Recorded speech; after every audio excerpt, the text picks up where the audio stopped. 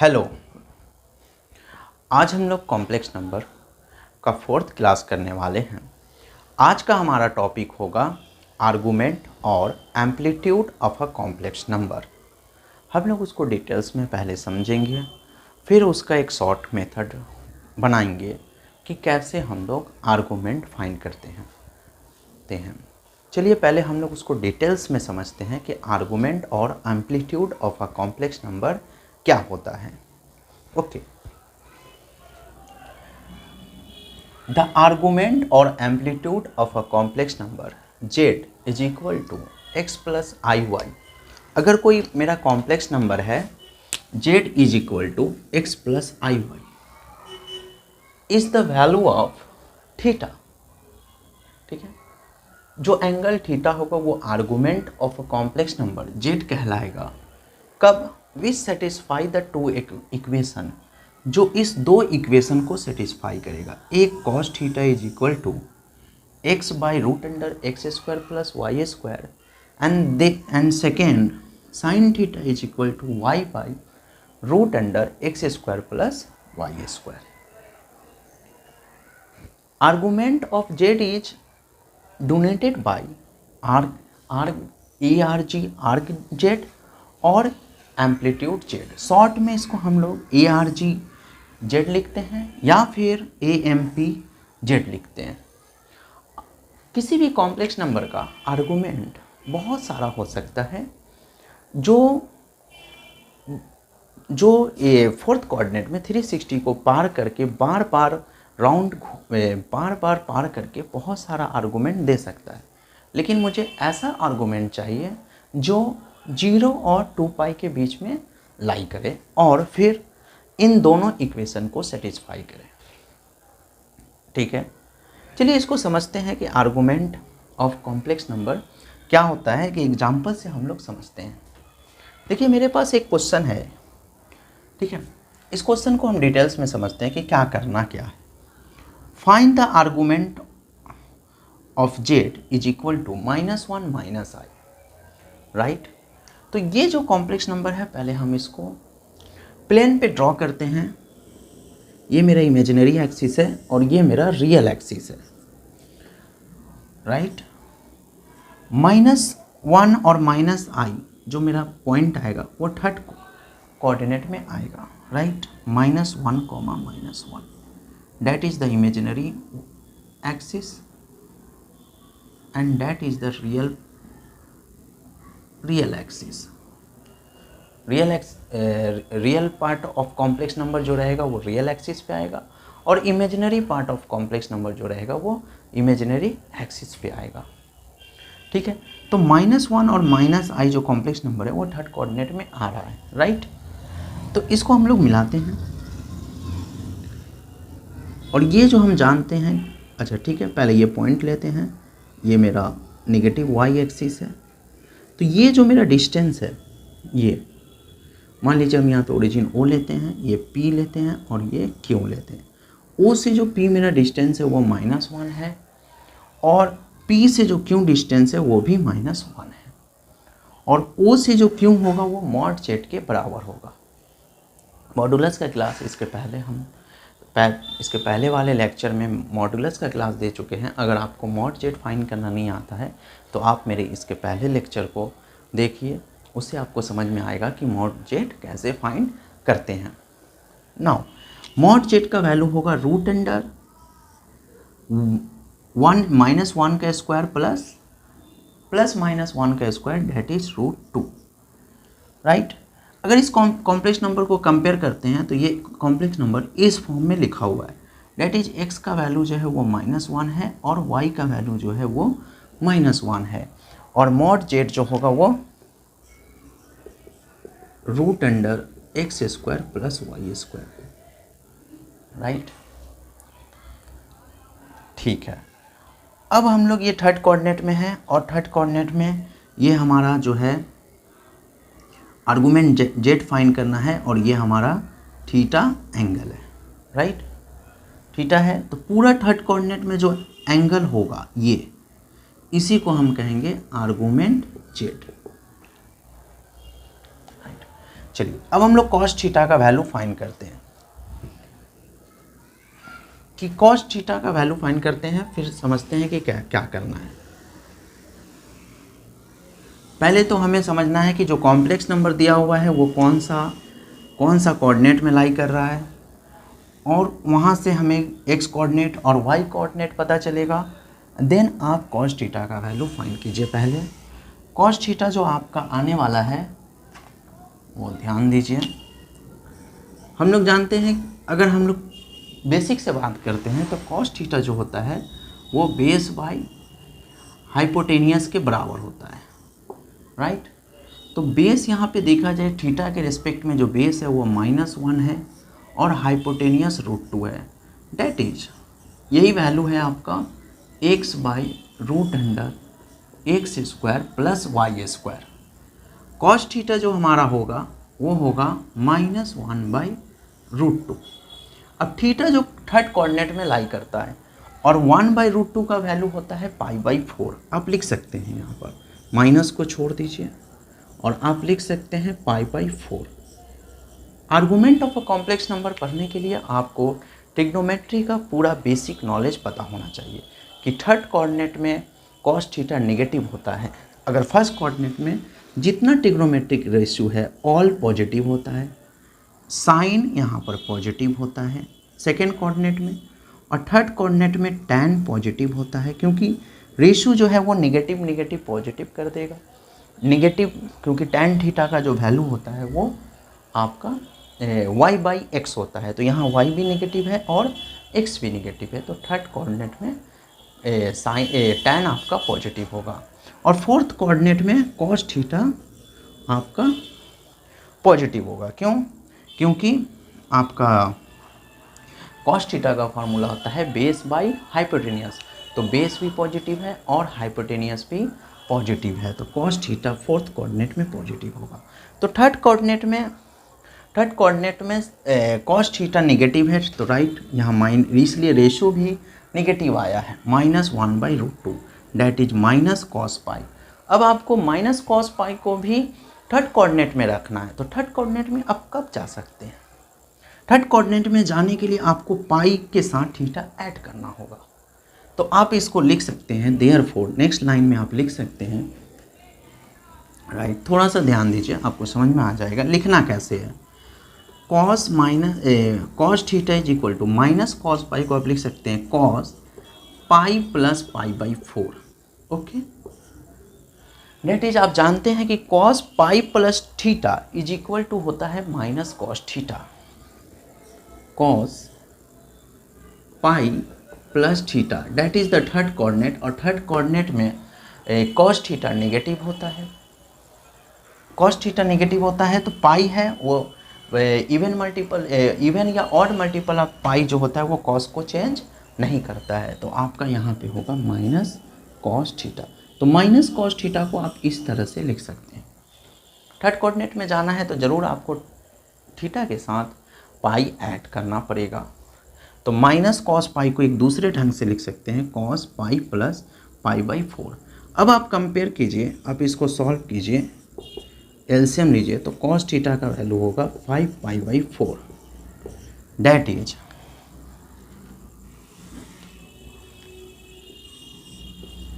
Is theta is equal to 5π/4। यहाँ से theta निकला, थीटा इस इक्वेशन को सेटिस्फाई कर रहा है। सिर्फ 5π/4 जो है वो कॉस 5π/4 का वैल्यू होता है कॉस 5π/4 का वैल्यू होता है -1/√2। अब साइन के लिए चेक कर लेते हैं।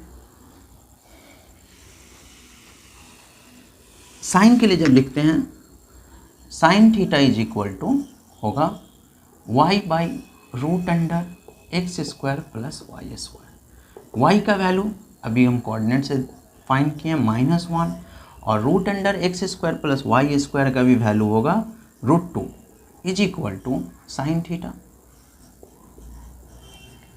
अब आप इसको लिख सकते हैं माइनस साइन π/4, क्योंकि 1/√2 साइन π/4 का वैल्यू 1/√2 होता है, फिर से आपको इसको थर्ड कोऑर्डिनेट में ले जाना है, दोनों को थर्ड कोऑर्डिनेट में रखना है। तो थर्ड कोऑर्डिनेट में साइन नेगेटिव होता है और थर्ड कोऑर्डिनेट में जाने के लिए साइन को साइन ही रखना होगा, तो आपको पाई ऐड करना होगा, राइट। तो sine pi plus pi by 4 is equal to sine theta is equal to sine 5 pi by 4, right, is equal that imply theta is equal to 5 pi by 4, right. Therefore argument z is equal to 5 pi by 4। ये एक basic तरीका है और यही एक concept है कि आखिर क्या होता है आर्गुमेंट z। बट इस तरह से हम लोग क्वेश्चन को सॉल्व नहीं करेंगे, हम लोग क्वेश्चन को इससे भी इजी मेथड से सॉल्व करेंगे।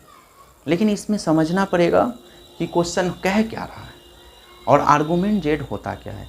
आर्गुमेंट z का मतलब कॉम्प्लेक्स नंबर कोई ना कोई कोऑर्डिनेट में लाई करेगा, वहाँ से टोटल एंगल फाइंड करना है, जीरो से लेके उस पूरा वहाँ तक जो पहुँचा है उस एंगल को फाइंड करने को हम कहते हैं आर्गुमेंट z। और दोनों इक्वेशन को सेटिस्फाई कर दे, एक कॉस थीटा के वैल्यू को जो होता है बेस बाय हाइपोटेनियस, और एक होता है साइन थीटा के इक्वेशन को जो होता है जिसका रेशियो होता है परपेंडिकुलर बाय हाइपोटेनियस, राइट। तो आपको इसको समझना पड़ेगा, राइट। अब इसको कॉपी कीजिए। एक क्वेश्चन लेकर हम आपको और समझाने का कोशिश करते हैं। एक टाइप का और क्वेश्चन करते हैं। क्वेश्चन पहला जो क्वेश्चन था वो थर्ड कोऑर्डिनेट का था और चेक करते हैं कि ये कौन से कोऑर्डिनेट का क्वेश्चन है। कोऑर्डिनेट वाइज क्वेश्चन को समझना है, आर्गुमेंट निकालने के लिए कोऑर्डिनेट वाइज क्वेश्चन को समझ लीजिएगा तो आर्गुमेंट आप किसी भी कॉम्प्लेक्स नंबर का आसानी से फाइंड कर सकते हैं। इसके बाद हम आपको एक शॉर्ट मेथड से भी हम करवाएंगे क्वेश्चन, राइट। पहले हम इसको पूरा डिटेल्स में समझते हैं। देखिए, इस क्वेश्चन का आर्गुमेंट निकालना है और एम्पलीट्यूड निकालना है, डेट इज थीटा का वैल्यू फाइंड करना है। अब इसके लिए हम पहले फिर से कोऑर्डिनेट ड्रॉ करते हैं। पहले इस कॉम्प्लेक्स नंबर को हम लिख लेते हैं z is equal to -√3 plus i is equal to x plus i y, right. x का वैल्यू कंपेयर कर सकते हैं आप -√3 और y का value 1, okay. That is the real axis, real part of z axis, और it is the imaginary x। -√3 and 1 that is the second coordinate, -√3 and 1 that is the, यहाँ से आपको ये वैल्यू लेना है और ये जो एंगल है वो थीटा है और ये जो पूरा एंगल है ये आर्गुमेंट z है, राइट। ये थीटा बना रहा है बट वो थीटा नहीं लेना है आपको, पूरा ओरिजिन से जो थीटा होगा उसी को हम कहेंगे आर्गुमेंट z और amplitude of z, complex number का एम्पलीट्यूड। ना चलिए स्टार्ट करते हैं। तो उसको अभी हम छोड़ते हैं, यहाँ से हम एक परपेंडिकुलर ड्रॉ करते हैं x एक्सिस पे। ये जो x का वैल्यू है यहाँ से यहाँ तक, ये x का वैल्यू -√3 है और ये जो y का वैल्यू है वो 1 है, राइट। तो अब हम लोग एक बार मॉड z फाइंड कर लेते हैं। Mod z is equal to होता है √x² plus y²। Mod z में हम लोग सिर्फ एब्सोल्यूट वैल्यू लेने से भी मेरा काम हो जाएगा, डेट इज प्लस और माइनस का ज़रूरत नहीं पड़ेगा। तो हम लोग सिर्फ ले सकते हैं x और y का वैल्यू। x का वैल्यू √3 का होल स्क्वायर एंड y का वैल्यू 1 का whole square, that is 3 + 1 is equal to √4 and it is equal to 2, okay. Then that is mod z, that is √x² plus y² is equal to 2। अब हम लोग find करते हैं cos theta. cos theta find करते हैं। cos theta is equal to x by base by hypotenuse x² plus y²। What is the value of base? -√3 and what is the value of hypotenuse? 2। √3 by 2, it is wrong, √2 by √3, 2√3 by 2, okay, right, good, sorry थोड़ा सा mistake हो रहा, कोई बात। -√3 by 2, okay. Minus √3/2। √3/2 का value find करना है कि कॉस √3/2 कितना होता है। तो कॉस √3/2 जो होता है वो आपका 30 डिग्री होता है। 30 डिग्री को आप लिख सकते हैं माइनस कॉस π/6, राइट। 30 डिग्री को लिख सकते हैं। अच्छा, सेकेंड कोऑर्डिनेट में आपको रहना है। सेकेंड कोऑर्डिनेट में रहने के लिए आपको क्या करना है, कॉस थीटा सेकेंड कोऑर्डिनेट में निगेटिव होता है और सेकेंड कोऑर्डिनेट में ही रहना है और कॉस थीटा ही बनाना है। तब आपको सेकेंड कोऑर्डिनेट में रहने के लिए आप माइनस कॉस π/6 को आप लिख सकते हैं cos π minus π/6। Okay, then cos theta is equal to cos, LCM लीजिए 5π/6, that implies theta is equal to 5π/6। Theta का वैल्यू सेकेंड कोऑर्डिनेट में 5π/6 की जगह पे आपको मिलेगा। अगर थीटा का वैल्यू कॉस की जगह पे पुट कीजिएगा 5π/6 तो आपको मिलेगा -√3/2। अब साइन के लिए चेक करते हैं। अब ओके, अब साइन थीटा का वैल्यू देखते हैं। Sine theta is equal to y/√x² plus y² is equal to, y का वैल्यू चेक करते हैं 1/√, मेरे पास तो वैल्यू है √x² प्लस y² का वैल्यू ऑलरेडी है 2, that is sine theta is equal to 1/2 और साइन थीटा 1/2 का वैल्यू होता है साइन 30। साइन 30 को आप लिख सकते हैं और साइन 30 को लिख सकते हैं π/6। ओके, अब आप डायरेक्ट नहीं लिख दीजिएगा कि theta is equal to π/6। Theta lie कर रहा सेकेंड कोऑर्डिनेट में, थीटा जो है वो 0 से बड़ा है और थीटा जो है वो 0 से बड़ा है और पाई से छोटा है। सेकेंड कोऑर्डिनेट का मतलब ये हो गया कि थीटा 0 से बड़ा है और पाई से छोटा है। तो आपको इस साइन के रेशियो को सेकेंड कोऑर्डिनेट में कन्वर्ट कर देना है। आपको सेकेंड कोऑर्डिनेट में ही रहना है। तो सेकेंड कोऑर्डिनेट में कब रहिएगा, या तो आप π/2 के साथ थीटा ऐड कीजिए। अगर π/2 ऑड ऐड करते हैं तो sine π/2 plus theta is equal to होता है कॉस थीटा। ये याद रखना है। देखिए ऑड में चेंज हो जाता है। आप ट्रिग्नोमेट्री के कॉन्सेप्ट को समझिए कि π/2 sine π/2 plus theta is equal to होता है कॉस थीटा, क्योंकि सेकेंड कोऑर्डिनेट में साइन पॉजिटिव है तो कॉस थीटा भी पॉजिटिव होगा। बट मुझे सेकेंड कोऑर्डिनेट में साइन को साइन ही बनाना है, तो आपको हमेशा क्या करना है कि पाई के साथ या तो ऐड करना है। अगर ऐड करते हैं पाई के साथ समथिंग थीटा, अगर आप थोड़ा सा भी थीटा को ऐड करते हैं तो आप थर्ड कोऑर्डिनेट में चले जाते हैं। इसलिए आपको थीटा को नहीं ऐड करके क्या करना है, पाई के साथ सब्ट्रैक्ट करना है। पाई से आपको पीछे की तरफ हटना है, डैट इज थोड़ा सा थीटा अगर आप हट गए तो आप सेकेंड कोऑर्डिनेट में ही रहेंगे। इसलिए हम लोग लिखेंगे साइन पाई माइनस थीटा। आप सेकेंड कोऑर्डिनेट में ही हैं क्योंकि थीटा 0 और 90 के बीच में लाई करेगा। थीटा एक एक्यूट एंगल रहेगा, तो जब आप थोड़ा सा माइनस करते हैं तो आप सेकेंड कोऑर्डिनेट में ही रहेंगे और उसको हम लोग लिखते हैं साइन थीटा। सेकेंड कोऑर्डिनेट में sign pi minus theta positive होता है, इसलिए साइन थीटा भी पॉजिटिव होगा, राइट। नाउ तो ये सब चीज़ आपको ट्रिग्नोमेट्री से सीखने को मिलेगा। मैं उस पर वीडियो बनाऊंगा और उस पर डिटेल्स में बात करेंगे। अभी हम आर्गूमेंट और एम्पलीट्यूड पे बात कर रहे हैं, इसलिए हम ज़्यादा डिस्कस नहीं कर रहे हैं, राइट।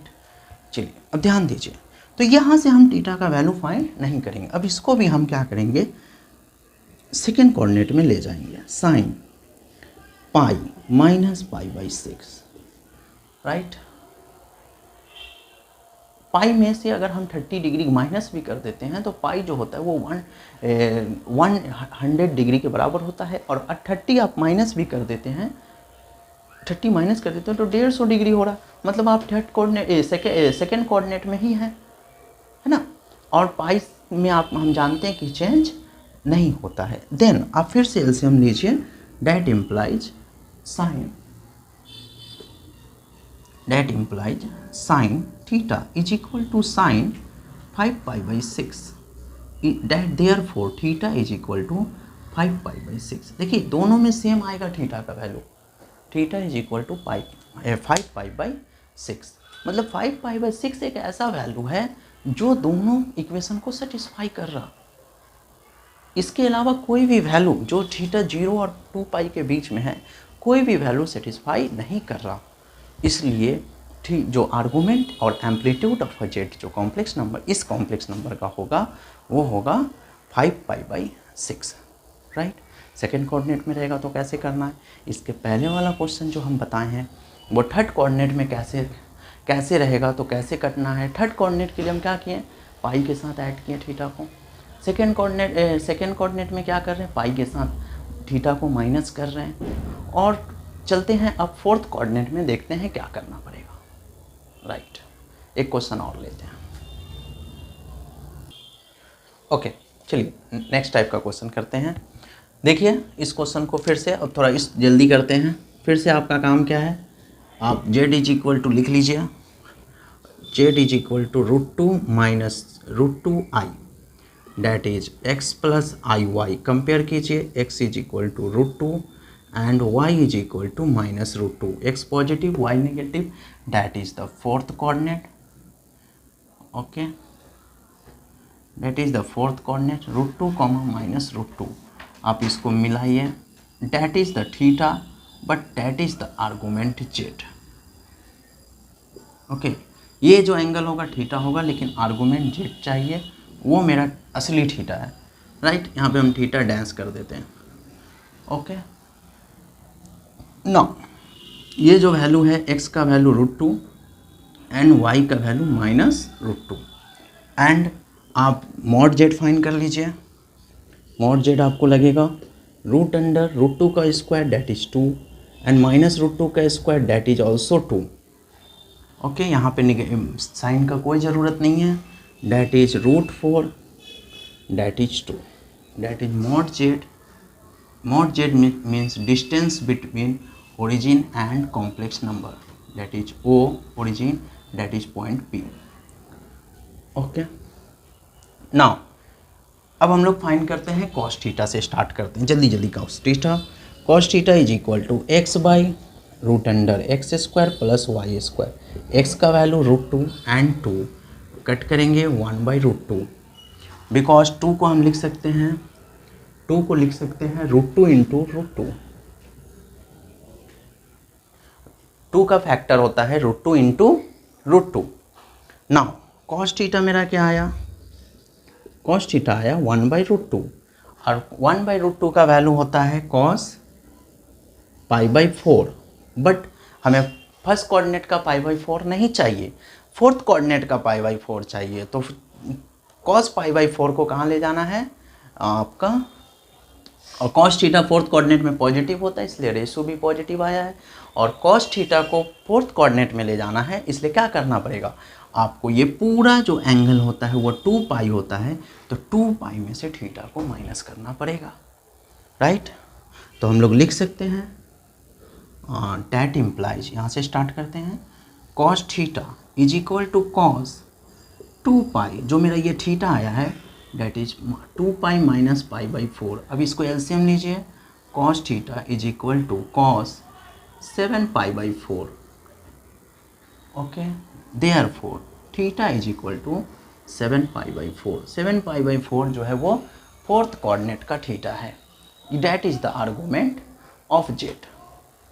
अब साइन थीटा में भी निकालते हैं, साइन थीटा में भी यही वैल्यू सेटिस्फाई करेगा, राइट। साइन थीटा के लिए फाइंड कर लेते हैं, साइन थीटा का वैल्यू फाइंड करते हैं, y by √x² plus y² is equal to y का value minus √2 and 2 is equal to minus 1 by √2 sine theta. Sine theta is equal to minus कुछ तरह से छोड़ते हैं और लिखते हैं साइन 1 बाई √2 का वैल्यू होता है pi by 4, sine pi by 4 का वैल्यू होता है 1 by √2। Now sine theta is equal to, fourth coordinate में ले जाना है, फोर्थ कोऑर्डिनेट में ले जाने के लिए साइन नेगेटिव होता है और साइन को साइन ही रखना है, इसलिए मल्टीपल ऑफ पाई करना है, नॉट पाई बाई 2 करना है। तो मल्टीपल ऑफ पाई करने के लिए पाई में से पाई बाई 4 को माइनस करते हैं। सिमिलरली सेम वैल्यू आएगा, क्या आएगा, sine 7 pi by 4, therefore theta is equal to 7 pi by 4। दोनों 7 पाई बाई 4 जो है वो साइन थीटा के वैल्यू को भी सेटिस्फाई कर रहा और कॉस थीटा के वैल्यू को भी सेटिस्फाई कर रहा है। डैट मीन्स ये जो एंगल है यहाँ से यहाँ तक, यही एंगल है आपका 7 पाई बाई 4 और यही कहलाएगा आर्गुमेंट जेड, जो 2 पाई से छोटा होगा, 0 से बड़ा होगा और 2 पाई से छोटा होगा। फर्स्ट कोऑर्डिनेट का क्वेश्चन रहेगा, आप इजीली सॉल्व कीजिए। फर्स्ट कोऑर्डिनेट में आपको कुछ भी चेंज करना नहीं है। सेकेंड कोऑर्डिनेट में होगा तो आपको पाई से माइनस करना है।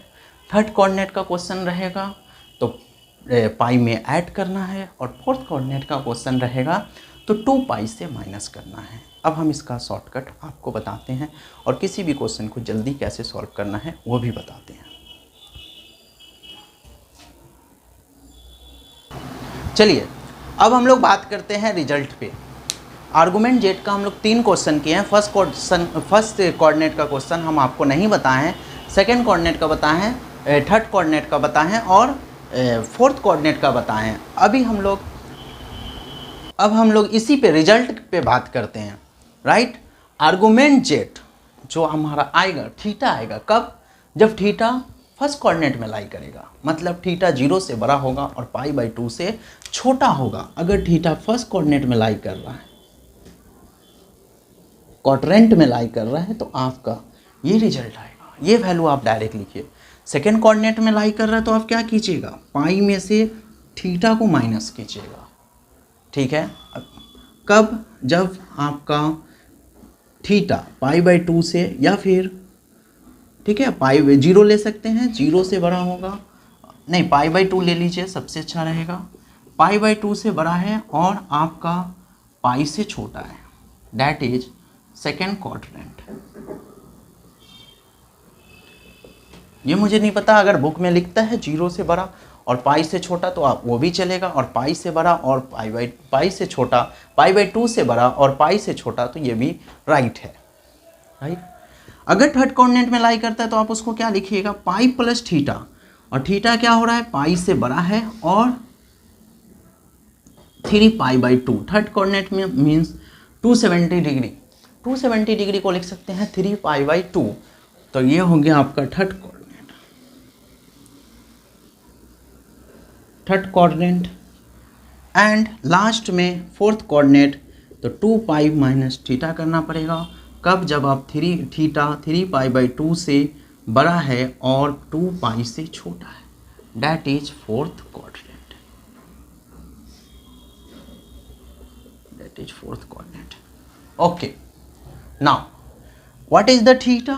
Theta is equal to tan inverse y by x, tan inverse mod y by x.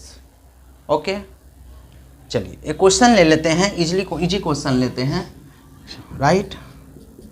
जैसे find the argument Z of, किसी भी कोऑर्डिनेट का ले लेते हैं, सेकंड कोऑर्डिनेट का ले लेते हैं, फोर्थ कोऑर्डिनेट का ले लेते हैं, 1 माइनस आई और √2i। ओके, ये एक क्वेश्चन है, that is the fourth coordinate. तो यहाँ पे आप लिखिए x इज इक्वल टू 1 और y is equal to minus √2 and लिखिए z lies in fourth coordinate, z lies in fourth quadrant. आपको देखकर पता चल जाएगा कि जो कॉम्प्लेक्स नंबर है वो कौन सा क्वाड्रेंट में लाई कर रहा है, बिकॉज x का वैल्यू पॉजिटिव है और y का वैल्यू नेगेटिव है। तो ये क्या हो गया, फोर्थ कोऑर्डिनेट में ही x का वैल्यू, जितना फोर्थ कोऑर्डिनेट होता है, फोर्थ कोऑर्डिनेट में जितना वैल्यू होता है वो सारा उस कोऑर्डिनेट में सारा x का वैल्यू पॉजिटिव होता है और सारा y का वैल्यू निगेटिव होता है, राइट। तो ये फोर्थ कोऑर्डिनेट में लाई करता है। तो पहले आपको क्या चाहिए, थीटा चाहिए। Theta is equal to tan inverse y, only magnitude लेना है, √2, अच्छा सॉरी √2/1, ओके ले लीजिए, कोई दिक्कत नहीं है।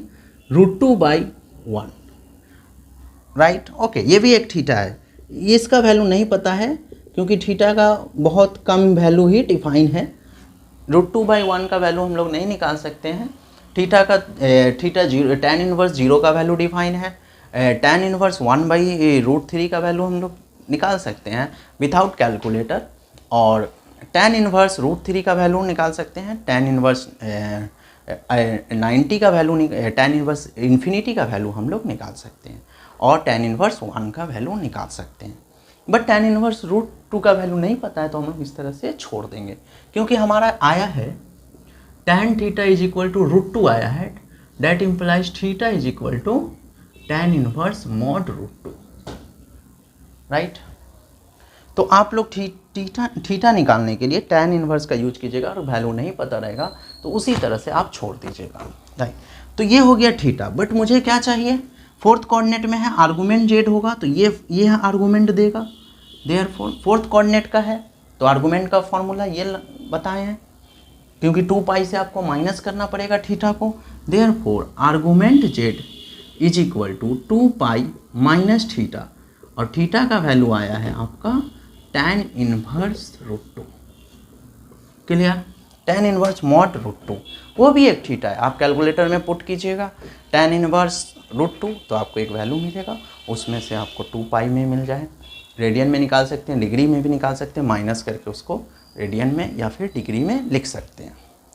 ये हुआ all about argument of Z. Next class में हम लोग